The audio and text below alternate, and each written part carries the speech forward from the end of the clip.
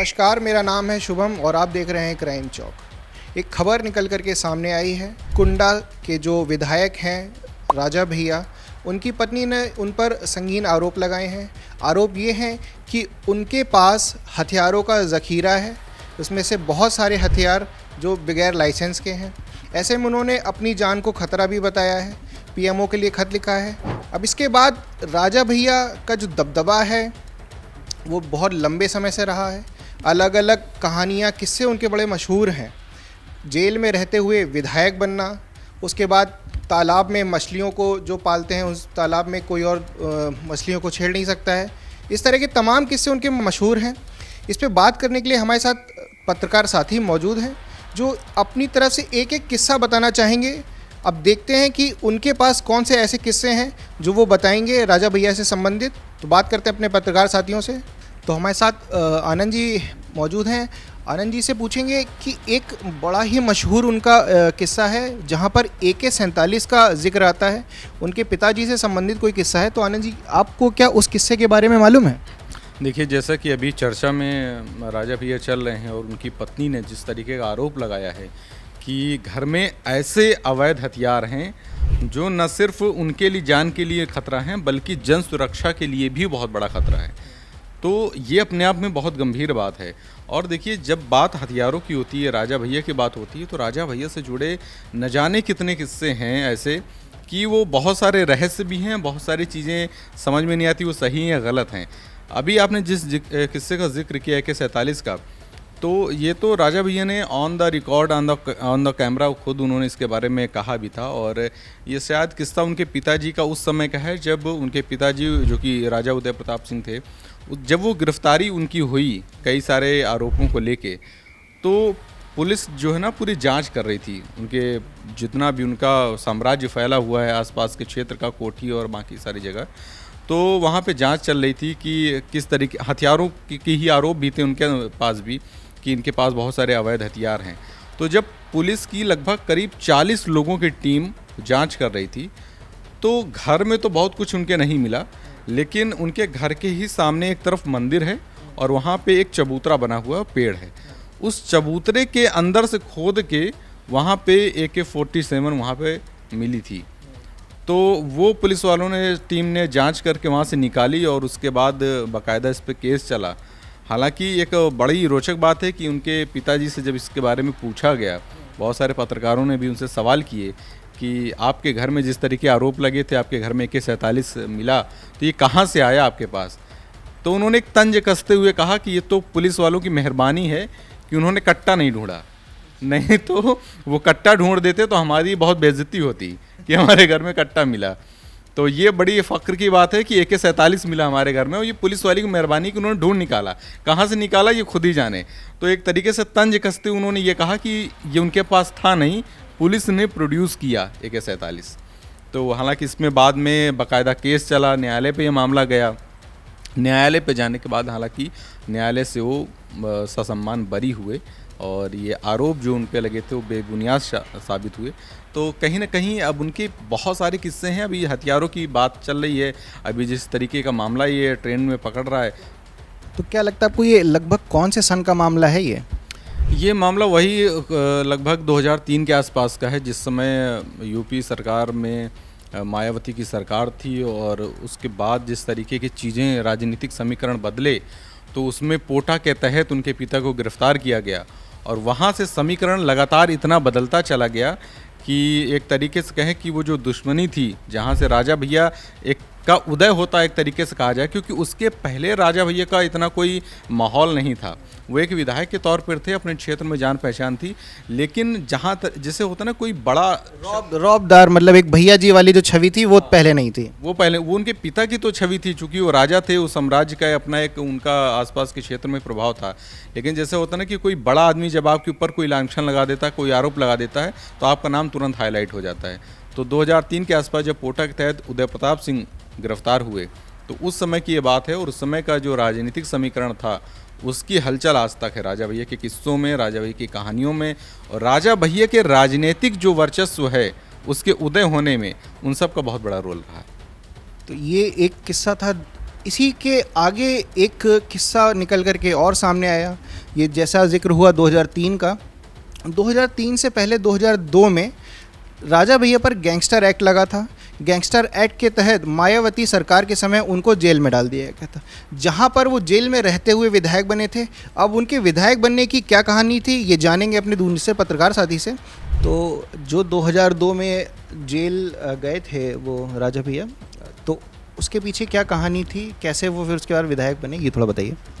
देखिए, भारतीय कानून के अनुसार, जैसे कि आपने जो बताया 2002 में जेल गए थे, 2002 और 3 की पूरी ये कहानी है लगभग, उनके जेल जाने का सफ़र और वो कैसे वहाँ पे विधायक बने कुंडा से।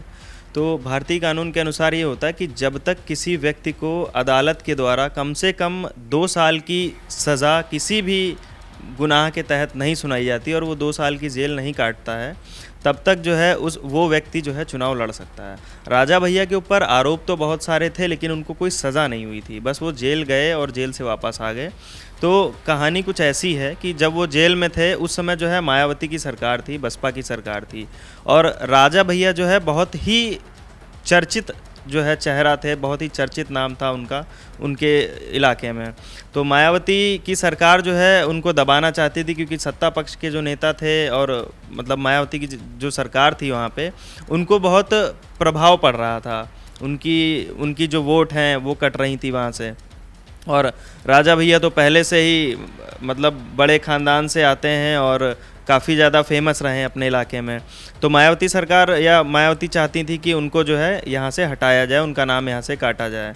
तो उनके ऊपर पोटा के तहत कई सारे एक्ट और लगवाए मायावती ने उनके ऊपर कि किसी न किसी तरीके से उनको सज़ा हो और वो जेल में रहें। लेकिन जनता का समर्थन और जनता का प्यार और उन्होंने जो कमाया था, उन्होंने अपनी जो फेस वैल्यू एक तरीके से बना के रखी थी वहाँ पे, उससे उनको जो है जीत हासिल हुई। वो जेल में थे और उन्होंने वहाँ से ही नामांकन भरा, चुनाव लड़ा, और जेल में रहते हुए भी जनता ने अपना पूरा समर्थन बाहर से दिखाया।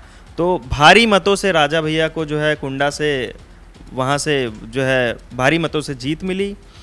वोट इतने ज़्यादा थे कि मायावती और उनकी सरकार जो है देख के भौचक्के रह गए कि भाई जेल में रहने के बाद भी कोई कैसे चुनाव लड़ सकता है और कैसे किसी को इतने वोट मिल सकते हैं, क्योंकि उन्होंने जो है नाम कमाया था जनता में। फिर उसके बाद जब मायावती की सरकार गिरी तो मुलायम सिंह यादव की सरकार आई, समाजवादी पार्टी की सरकार आई। जब समाजवादी पार्टी की सरकार आई तो मुलायम सिंह यादव ने उनको अपने मंत्रिमंडल में शामिल किया, उनको टिकट दिया, उन्होंने जो है मतलब शपथ ले ली, राजा भैया ने शपथ ले ली। फिर उसके बाद उनके ऊपर से सारे जो भी पोटा वगैरह के केसेस जो एक्ट लगा हुआ था, फिर उनकी जांच वाँच की गई तो वो सारे खारिज हो गए। तो इस तरीके से राजा भैया जो है वहाँ पे उनका उदय हुआ उनके कुंडा में। तो ये राजा भैया का मतलब जो एक कह सकते हैं आप राजनीतिक जो उदय था वो 2002 या 2003 के आसपास उस कहानी के बाद देखा गया। एक बड़ी चर्चित लाइन भी उस समय मशहूर हुई थी। लाइन कुछ इस तरह से थी कि राजा भैया ने चुनाव जेल से नहीं जीता बल्कि जनता के दिल से चुनाव जीता। अब इस पे आगे और भी कई चर्चित किस्से हैं उनके, तो बात करते हैं अपने और पत्रकार साथियों से और अगले किस्से को सुनते हैं एक बार। तो एक किस्सा जानेंगे आशुतोष से भी। आशुतोष के पास कौन सा किस्सा है राजा भैया का? आशुतोष कौन सा किस्सा बताएंगे? देखिए, राजा भैया उस समय उनकी एक बहुत ही दबंग छवि थी और उस छवि को उन्होंने मेंटेन रखा है अभी तक।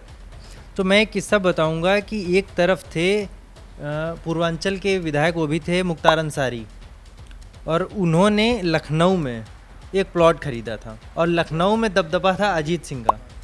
अजीत सिंह लखनऊ में उनका खूब दबदबा ज़ोर शोर से चल रहा था। तो अजीत सिंह को ऐसा लगा कि अगर मुख्तार अंसारी लखनऊ में प्लॉट खरीदेंगे तो वो लखनऊ में रहेंगे, जबकि मुख्तार अंसारी को भी थोड़ा सा डर था अजीत सिंह का लेके कि वो वहाँ पे वो डॉन है। तो उस समय डॉन खूब चल रहा था, तो इसमें एक डॉन पंचायत बिठाई गई थी। तो मैं उसी को बताने जा रहा हूँ। तो उसमें जब उन्होंने मुख्तार अंसारी ने प्लॉट खरीदा, वो खरीदा अपनी वाइफ के नाम से। तो अजीत सिंह को जब ये बात पता चली कि अब कहीं ना कहीं मेरा दबदबा कम होगा या इससे लोगों को पता चलेगा एक डॉन उनके इलाके में घुस गया तो मेरी कितनी बेइज्जती होगी, तो ऐसा करके फिर अजीत सिंह ने ये बात राजा भैया को बताई कि मुख्तार अंसारी हैं, वो अपने दायरे में रहें और यहाँ पर क्यों ज़मीन खरीद रहे हैं। तो राजा भैया को पता चला कि अब ये गैंग वॉर शुरू हो जाएगी दोनों के दोनों डॉन थे, आपस में भिड़ेंगे और एक दूसरे का साथ लेंगे। अगल बगल के क्षेत्र के जो मुखिया रहे होंगे तो उनका लेके, तो यहाँ पे अब बहुत बड़ा घमासान होगा, तो खून खराबा होगा, काफ़ी जन नुकसान होगा, जनहानि होगी और जो सारा माहौल ख़राब होगा। तो उन्होंने कहा कि हम एक डॉन पंचायत बुलाते हैं। तो क्षेत्र के पूर्वांचल से लेकर पश्चिम तक सभी, सिवान से लेकर बिहार, सब कहीं के सारे बाहुबली वहाँ पर पहुँचे, एकत्रित हुए।